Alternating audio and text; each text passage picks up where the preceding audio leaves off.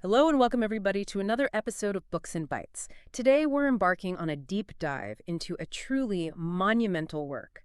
Stephen Kotkin's Stalin, Volume 1, Paradoxes of Power, 1878-1928. Now, this isn't just another biography, it's an incredibly comprehensive look, really, at the foundational period of one of history's most, enigmatic figures. No. It covers his life from birth right up to the eve of what's called the Great Break in 1928. It's a deep dive that I think really peels back the layers on how such an influential and frankly terrifying figure could emerge from all that chaos of revolutionary Russia. It's absolutely fascinating. And what Kotkin masterfully unpacks is Stalin's journey from being this figure so obscure he was barely on the radar, even for the secret police initially, Right. to becoming the undisputed leader of the Soviet Union. And the book, it doesn't shy away from the incredibly tumultuous events that defined this whole era. Yeah. You got the Russian Revolution, the brutal Civil War, and then those complex, often really cutthroat struggles for succession after Lenin's incapacitation. Yep. It's a narrative packed with what Kotkin calls the paradoxes of power. You know, how a man who was consistently underestimated, often poorly known, even within his own party. Yeah, kind of a mystery man in some ways. Exactly. How could he maneuver so masterfully through these intense political rivalries, these huge national crises, to consolidate absolute authority? This period, as Kotkin vividly shows, it really sets the stage for a truly brutal new era.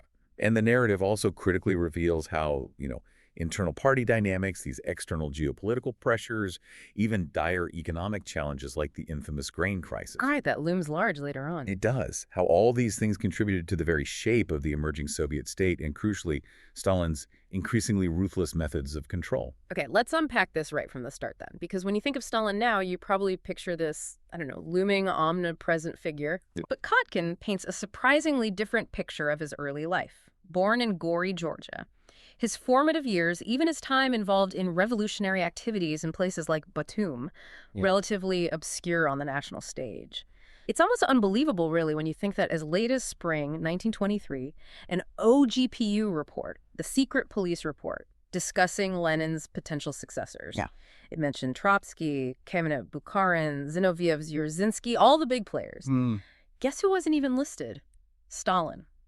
The report specifically stated he was poorly known in the country at large. Isn't that incredible? Yet, and here's the supreme irony, Kotkin highlights, that very same report was submitted to him. What does that tell you about his early strategy? Exactly. And Kotkin argues this wasn't just, simple lack of fame. It was almost a deliberate cultivation of that gray man persona. Ah, interesting. While others, like Trotsky, they commanded attention with these grand, fiery speeches, Stalin was quietly, methodically building the party apparatus, placing loyalists, meticulously collecting dossiers, really understanding the levers of internal power. So behind-the-scenes work. Totally. The deep insight here is that his very obscurity made him seem less of a threat to his more flamboyant rivals. And that allowed him to accumulate real organizational power, behind the scenes. He became kind of the switchboard operator of the revolution long before anyone saw him as its obvious heir. This quiet, often underestimated work, that's what truly underpins these paradoxes of power Kotkin talks about so compellingly. Okay. And to really get this period, we have to set the scene first in pre-revolutionary Russia. That sets the stage perfectly, because before the Bolsheviks, before Stalin's rise, Russia itself was just, a powder keg waiting to go off. Kotkin really immerses you in the strains of the Great War, and it wasn't just fought by Russia, but so much of it on Russian territory. Right, a crucial difference. Which led to mounting material shortages, a crumbling economy, just growing public discontent everywhere. He even notes the, quote, idiotic murder of Rasputin late in 1916. Which just added fuel to the fire. Exactly. It further destabilized an already fragile czarist empire, eroding whatever little public trust might have been left. It was a system just teetering on the verge of collapse. And then, boom, February 1917, the February Revolution erupts. Yeah. Kotkin shows how this wasn't some planned coup by a particular group. It was more like a spontaneous popular uprising, fueled by hunger, war, weariness, just this deep-seated desire for change. And it happened fast. Very fast. Led swiftly to the abdication of Nicholas II and the formation of the provisional government. But, and this is key, this new government was immediately in deep, deep trouble. Right. They struggled immensely with the fundamental issue, land distribution for the peasants. Critically, they failed to pull Russia out of the ongoing disastrous war. A huge mistake. A massive mistake. And they oversaw this tremendous process of democratization in the armed forces, which, sounds noble. Sounds good on paper. Right, but it effectively weakened military discipline and cohesion right when they needed it most. And that profound weakness, it was fatally exposed by events like the Kornilov affair in August 1917. Ah, yes. Many people at the time, like Zenaida Gippius in her diary, which Kotkin mentions, they saw this less as a genuine coup attempt by General Kornilov and more like a provocation by Kerensky himself, the leader of the provisional government. Trying to shore up his own position, maybe? Possibly. But regardless of its true nature, it significantly weakened the provisional government's authority, its prestige. It created this power vacuum so immense that, as Kotkin details, it practically invited the Bolsheviks in. Absolutely. With their decisive rhetoric, their disciplined organization, they were ready to step into that gap. It wasn't just luck then. It was a calculated move into a situation that was ripe for takeover. Exactly. And it directly paved the way for the October Revolution, the Bolshevik seizure of power. And you get a real sense of their uncompromising intent from some newly available materials Kotkin uses, including Stalin's own confiscated editorial. Oh. Yeah, he bluntly stated the need to replace the existing government of landlords and capitalists with one of workers and peasants. A very clear declaration of revolutionary intent. No mincing words there. Not at all. And it's fascinating how Kotkin highlights that Trotsky, who would become Stalin's great rival, was actually absent from this pivotal moment. He hadn't even joined the Bolsheviks until July 1917. So he came late to the party, literally. Quite literally. So, okay, from this chaos, the Bolsheviks seized power. But like you said, that was just the start of the fight, wasn't it? Oh, absolutely. Kotkin paints a pretty brutal picture of the civil war that immediately followed. How did that crucible fundamentally shape the nascent Soviet state? And maybe more importantly, Stalin's own methods. It was indeed a crucible. It defined the very character of the Soviet state. The Red Army, for all its revolutionary fervor, had to rely on bourgeois specialists. Former Tsarist officers, engineers, people they ideologically opposed but needed practically. It was a pragmatic decision Lenin himself proposed. Shows you the desperate needs of building a fighting force from scratch. Right. Needs must. Exactly. And you see this practicality, but also the brutal internal clashes for control in places like Tsaritsyn. Stalin and Voroshilov had these significant, often really insubordinate run-ins with other commanders there, kind of foreshadowing Stalin's later struggles against his rivals. This is setting a pattern. And while the Red Army was fighting, the Red Terror was unleashed. The Cheka, which later became the OGPU, played this central, chilling role. Zinoviev, one of the leading Bolsheviks, famously commented that proletarians abroad salivated at the name of VCHK the Cheka, while the bourgeoisie trembled. Wow, that paints a picture. It really illustrates the fear and ruthless efficiency they were already cultivating. And the internal challenges were huge too, right? Not just fighting the external white armies. Absolutely immense. Kotkin details the left SR party's attempt at a coup in July 1918. These were serious threats from within. The left SRs, they were former Bolshevik allies representing radical peasant interests, and they revolted against the Brest-Litovsk peace treaty with Germany. So, former allies turning enemy. Exactly. Then, in March 1921, you had the Kronstadt Rebellion, a revolt by sailors who had once been hailed as revolutionary heroes. Trotsky himself was involved in suppressing that one, quite brutally. Right. And maybe most disturbing, the Tambov Peasant Rebellion. It saw the Red Army, under Tukhachevsky, resort to using poison gas to suppress it. Poison gas against their own people. Against peasant rebels, yes. These weren't minor skirmishes, they were existential threats that pushed the Bolsheviks towards really extreme measures. So all these intense pressures, combined with a collapsing economy, what did that lead to? It forced a pragmatic economic shift. The new economic policy, or NEP, introduced in 1921. NEP. It was basically a partial return to market elements. Some people mockingly called it Stalin Soviet policy, referencing the Tsarist-era agrarian reforms. So a step back from pure communism. In a way, yes. And it's fascinating that Stalin, much like Lenin, appreciated this pragmatic turn. Now, neither of them liked NEP ideologically. Trotsky certainly didn't like it either. It was a step back. Right. But they recognized it as a necessary evil, perhaps. a way to stabilize the economy and feed the cities after all the devastation of war and revolution. This tension between pragmatism and ideology, or maybe the lack of rigid ideology sometimes, it also played out significantly in Stalin's role as Commissar for Nationalities, didn't it? It really. He adopted a surprisingly pragmatic approach for groups like the Bashkirs and Tatars, granting them certain autonomies. Yet his stance against his own native Georgians was, well, unyielding and hardline. What was behind that seeming contradiction? It's complex, a mix of, well, personal grudges and strategic calculation. Kotkin shows that Stalin and the Georgian leader Ndivani genuinely detested each other personally. Ah, the personal element. Definitely part of it. But beyond that, Stalin saw Georgia's position as a borderland and what he termed its socioeconomic backwardness as potentially spawning opportunists who might undermine Soviet control. So a security risk in his eyes. Essentially, yes. He viewed them as needing a firm hand to ensure their loyalty and integration. And this hard line led directly to the infamous Georgian affair in 1922. Okay, what happened there? Well, Lenin, already worried about what he called Great Russian chauvinism, strongly opposed Stalin's hurriedness in integrating these republics. He feared it would alienate them. So Lenin pushed back. He did. There's a striking exchange Kotkin details where Kamenev notes to Stalin, Ilyich, that's Lenin, has decided on war in defense of independence, meaning Georgian independence within the Soviet structure. And Stalin's reply? Chillingly direct. We need firmness against Ilyich. Oh, wow. Against Lenin himself. Yes, and despite Lenin's vehement objections, the formation of the Soviet Union proceeded, approved by the Politburo in December 1922, largely on Stalin's terms. And this period also coincides with Lenin's rapidly declining health after a stroke in May 1922, which of course truly opened the door for the succession struggle. The timing was critical. He began dictating his famous testament from late 1922 into early 1923. And that testament, it contained key criticisms of several Bolshevik leaders, but most notably, Lenin expressed deep concern over Stalin's rudeness.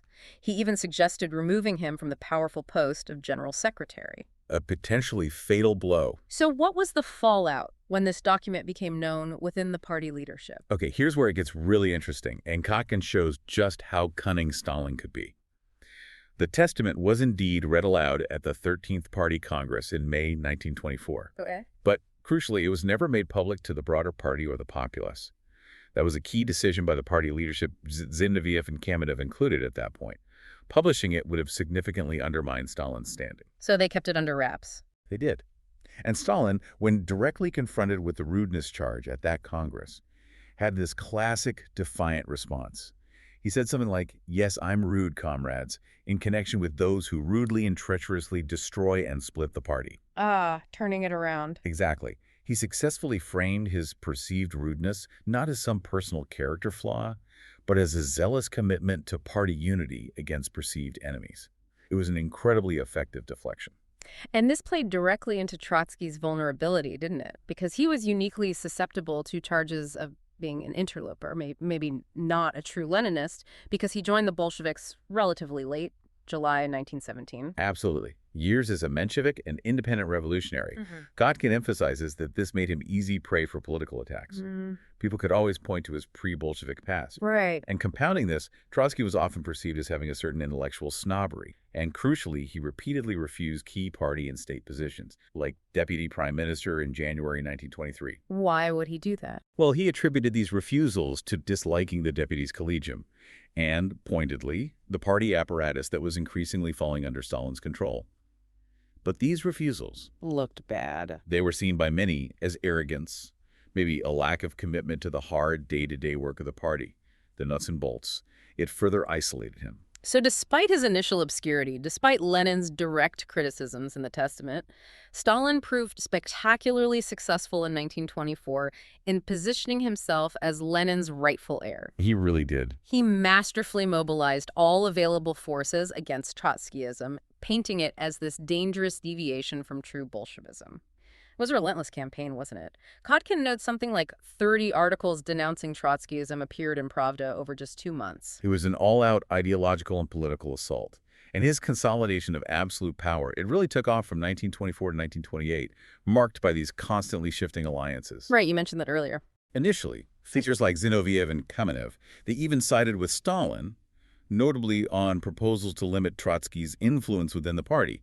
But true to the cutthroat politics of the time, they later turned against him as Stalin's own power grew and grew. That dynamic of shifting alliances, the growing opposition, it was really on full display at the Fort Party Congress in December 1925, wasn't it? Oh, absolutely. It's almost theatrical how Kotkin describes it. Zinoviev, once Stalin's ally against Trotsky, delivered the main political report there.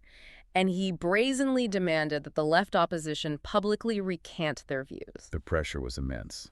And Kamenev, in this memorable, stark speech, warned of choosing one of two roads, saying that forming a second party, meaning a faction against the central leadership, would be ruinous for the revolution. It really sounds like an internal battle for the very soul of the party. It absolutely was. And underlying these power struggles was this fundamental ideological clash. It wasn't just academic. It profoundly shaped the future of the revolution, the Soviet state itself. You mean the socialism in one country versus permanent revolution debate? Exactly. Stalin championed his concept of socialism in one country. The core idea there was pragmatic, almost nationalist in a way. It argued the Soviet Union could, and indeed must, build a socialist society within its own borders first, consolidate gains, prioritize internal development. Okay. And this flew directly in the face of Trotsky's permanent revolution, which insisted the Russian Revolution could only truly survive if it sparked a global uprising. So a fundamental difference in strategy. A massive difference. Yeah. And for Stalin, socialism in one country was a brilliant rhetorical move. It resonated with a war-weary population, it offered a path towards some kind of stability, and crucially, it painted Trotsky as this dangerous fantasist whose ideas would destabilize the fragile Soviet state. Right. Less risky, maybe? That was the appeal. Kotkin shows how this debate wasn't just about theory, it was a battle for the party's soul, and it served as justification for future purges of so-called globalists or internationalists. And speaking of internal and external pressures, Soviet foreign relations during this period were incredibly complex, constantly shifting. Kotkin details some surprising alignments. Like after the French and Belgian occupation of the Ruhr Valley in 1923, the Soviets actually expressed solidarity with Germany, their Rapallo partner. What was that relationship about?